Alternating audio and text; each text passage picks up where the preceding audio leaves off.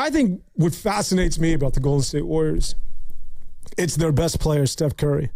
And well, let me just ask you, if you're the Warriors, are you signing him to an extension? And keep in mind, you're paying $72 million to a guy who's going to be 40 years of age. And I guess there's two schools of thought here. Either you're doing that because you actually think that you can win another championship. Is this about winning, or is this just about continuing to put butts in the seats? Is it about entertainment? Because keep in mind, Lacob at the end of the day is a business tycoon, right? Yeah. He prints money with Steph Curry. Is this just a last opportunity for him to do his tour in a Warrior uniform, and the idea of actually winning is like very remote?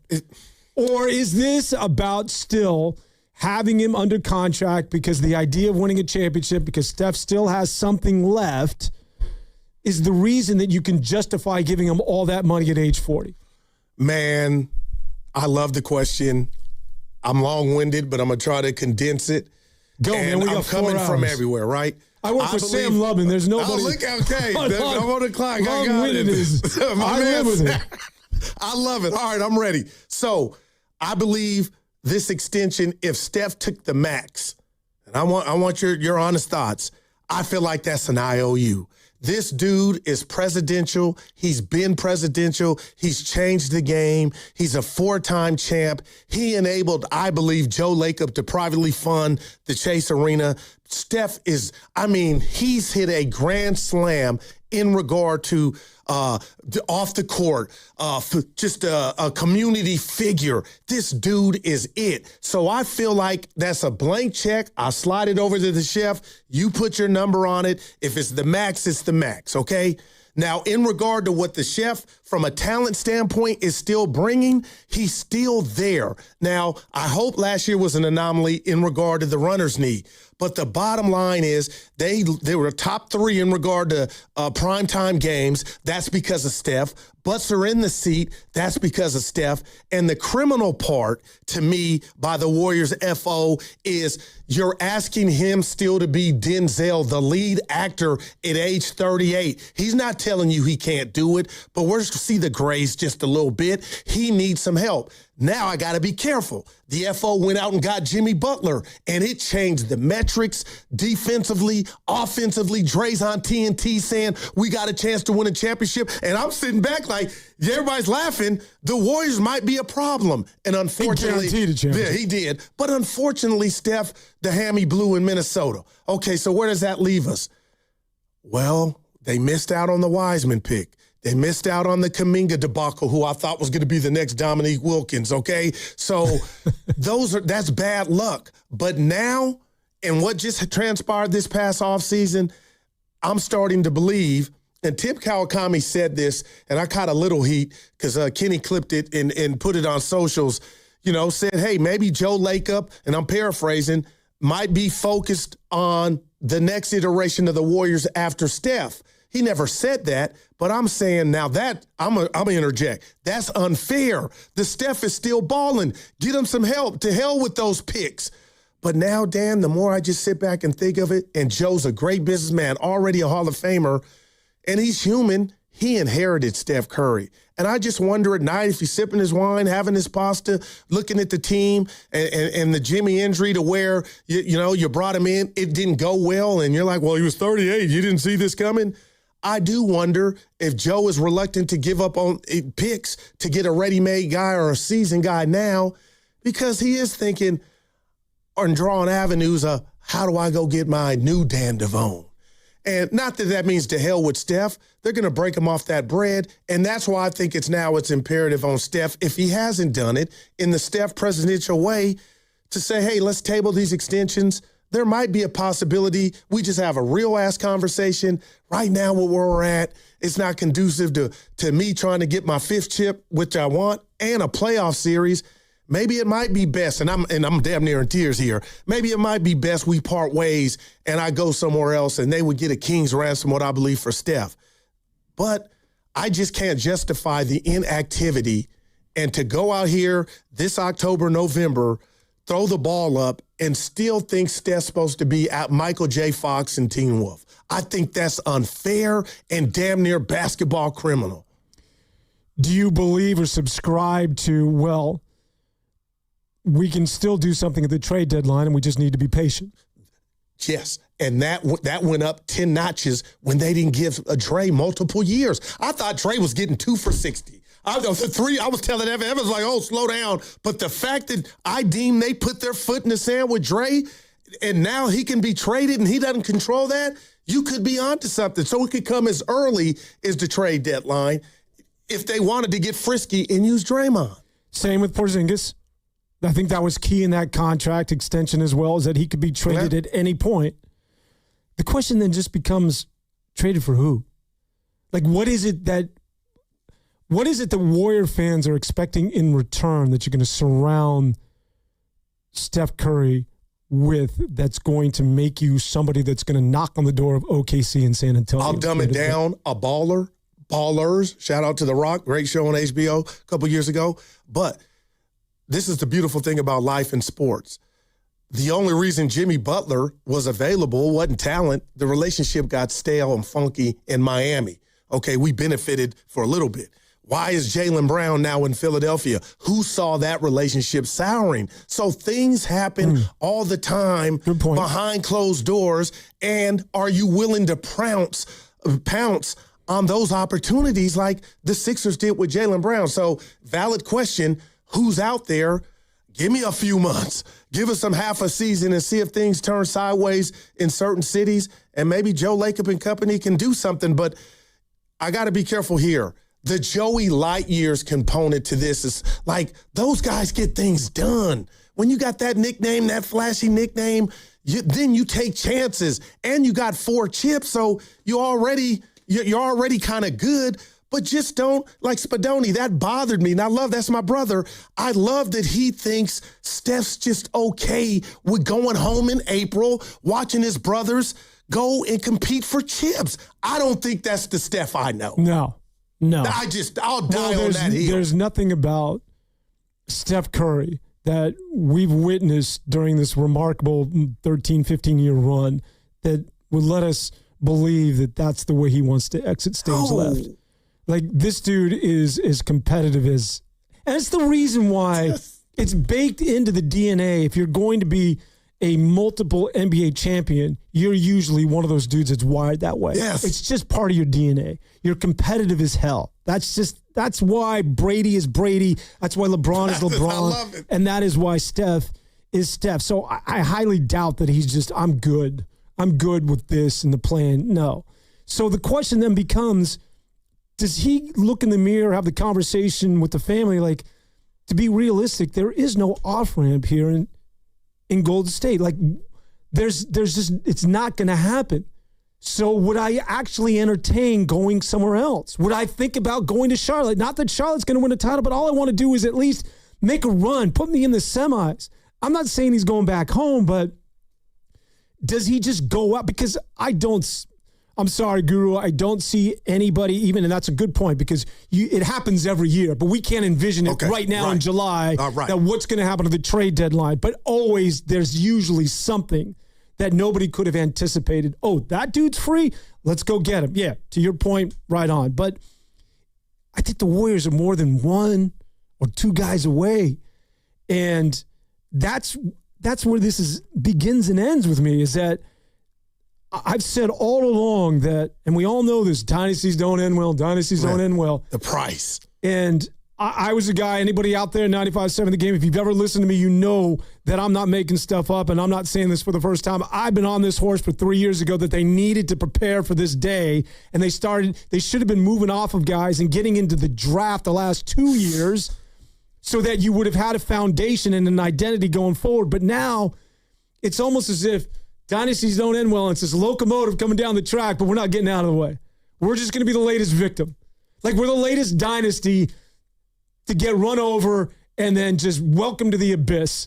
Because if you're going to re-sign him with an extension at $72 million at age 40 and have all these old players and just go out this way, you're going to be irrelevant for decades, man.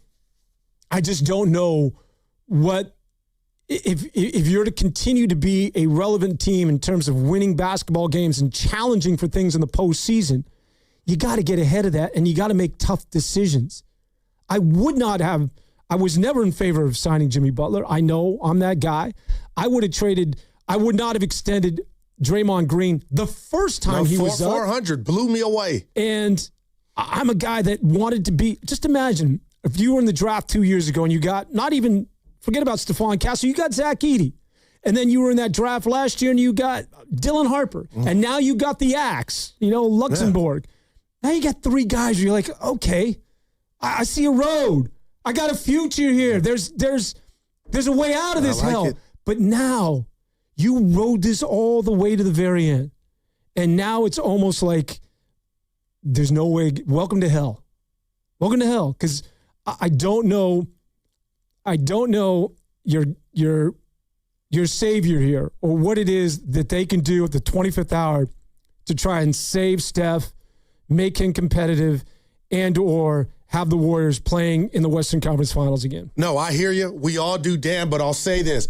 Hell is 5 doors down. They're not there yet because the books reset after this season. True. So had it been 2029 or 20, I'm like, oh, you're screwed. So that's why I hope Steph, like the dude's got all the money in the world and easy for me. I ain't counting his pockets, but we know what it is. And I just feel like, to Spadoni's point, because he's not by himself, Curry would never do the team dirty and go public with him being lightweight disgruntled. But there's a way he could say, okay, you guys are on my clock. You and I know it. And the fact that the books reset so quick, it's like, okay, I'll bite the bullet. We'll put the best foot forward, and hopefully Yax will be Rookie of the Year. Jimmy comes back, and we're in the play-in. But after that, Dan, right before hell is, okay, Mike, Joe, let's see what you got. And that, to me, will be telling. Then it'll be like, okay, hey, son, I gave you the Black American Express card. Where the clothes at? What did you go do? You can't come back with nothing like you did this season. So you're willing to move off of the draft picks? Yeah. If I got a baller that's remotely close there with Steph that can make us cause some ruckus in the West, but going home and losing to the Suns in the play-in, you can't tell me the chef, the killer that I think he is okay with that. I'll never buy that. So here's the scenario that I think the Warriors, as well as I, constantly entertain, is that you're more than a couple of players away, in my estimation, with this basketball team. So you go ahead and you mortgage the future with all your draft picks and you bring in a player or two and it doesn't work, then what? Now what? Now you're left holding the bag and you have no picks. Steph is now 41 years of age. He's done. Draymond's gone. Butler's out the door. And you're left with what? Okay. If it doesn't work. With the feelings that you have right now with the Jimmy Butler trade, once he got hurt, that was the B side, right? Like, oh, we're screwed. 55 minutes. Oh, my gosh. But D, I just think it's an oxymoron to focus on the future and appease Steph. You can't do both. And I know people hate the 2 timelines, but in reality, that's what it is. So what are you going to, you can't be a slave to both. What are you going to do? And to me, if you go all in for Steph, I think he's earned that. And if it comes up bad, you ride that out. Or you have that real conversation with Steph. Hey, look, man, with the books reset, it might not happen. And it's happened in sports before. I don't want it to happen. It could happen. But it's got to be one of those things you're willing to ride out, just like the B side to the Jimmy Butler acquisition. And it started out well, and then now it's like almost the basketball version of Macbeth in regard to what you owe him, where he's at, his unavailability. It's like that was a chance you took. And so for Steph Curry, you're just riding Steph all the way to the very end. Like, yes, you owe it to him. You owe it to him not only to stay with his basketball team, come on, man, but according to the guru, you owe it to him to go out, mortgage the future, and do whatever it is that you can in his final year to make it competitive. Now, I do think so. Now, I'm going to be a hypocrite. We talked about it with Willard and Dibbs yesterday. I love me some Jaylen Brown, 28 points a game, but I guess allegedly it was 4 first-round picks. That was too steep for me. Like, I'd like to get 2 guys if I'm coming off 4 picks, but as much as I love Jaylen and I've criticized, why didn't you go after him? that for one player his age, I thought 4 was a little too expensive. Yeah, and well, obviously Boston was trying to get over on the Golden State Warriors. There it is. Well, when you look at what it is that they got in return from the Philadelphia 76ers. So that part. Yeah, I get it. I just, man, maybe I just need to get off of this whole youth movement because. Well, you got Yaxel. Yeah, exactly. You got Pods. Exactly. You put Pods up there. No. I'm being real. Your thoughts on Pods? I'd stop at Yaxel. Okay, no doubt. I would too. That's a potential thoroughbred. Pods is he's a good ancillary piece. He's a good peripheral I like Thundercat, yeah. But those are the boys I want. I wanted somebody in last year's draft. I wanted the guy, and that's youth. Look, at this league has never changed, man. It's about the kids. Look at San Antonio and look at OKC. It's always about younger players, but for whatever reason, the Golden State Warriors get in their little world and they're like, no, we do it our way. And it's almost as though we're still transfixed in 2016. It's like, no, we like our players and we don't necessarily like bigs and we shoot threes and we want Al Horford because he's cerebral and meanwhile you're getting older and the league is getting younger. And it's just this sort of school of thought when it comes to teams like that of the Golden State Warriors that they're investing in older players where it's never worked. The league has always been about young boys. And it's always about those young fellas that then graduate and get into that sweet spot of like 25, 26 years of age, which is why San Antonio is going to be scary as hell, which is why OKC is OKC. And then the Golden State Warriors are doing this weird thing with all of these dudes and their AARP cards. Like, I don't understand it, man. Well, I'll say this to that. I hear you, but I almost got to give them credit. They didn't bring any older dudes in this offseason. They re-signed Horford. Their own. And that to me is, and I hate this term, they're running it back. Because why are you running it back? It wasn't good. Why would you run it back? I thought Melton, Porzingis, and Horford were done, in a Warrior uniform.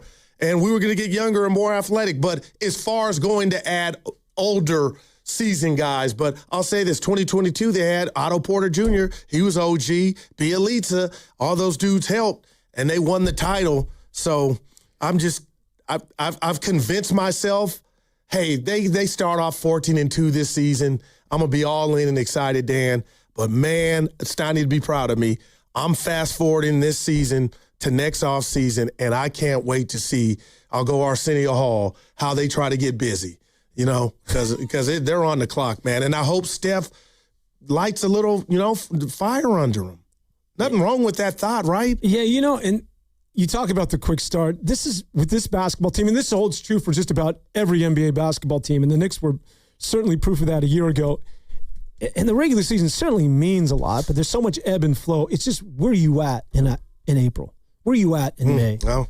Like, are you healthy? Do you have your legs? Is Horford even alive? Like, where's Porzingis in May? Like, I don't really care about the ebb and flow of the regular season. I do because we cover it, but it's all the Knicks won a title because they played their best basketball when it mattered most. And when your team's this old, are you really going to rely? I don't even know. Knock on wood, that Steph's going to be good to go and upright. That's a scary reality. Are you going to rely on Draymond Green? Can you rely on Porzingis? Like, there's a chance that none of those guys are good to go at the most important part of the season. And that's just the reality of when you're investing in players that are closer to 40 than they are at the age of 30.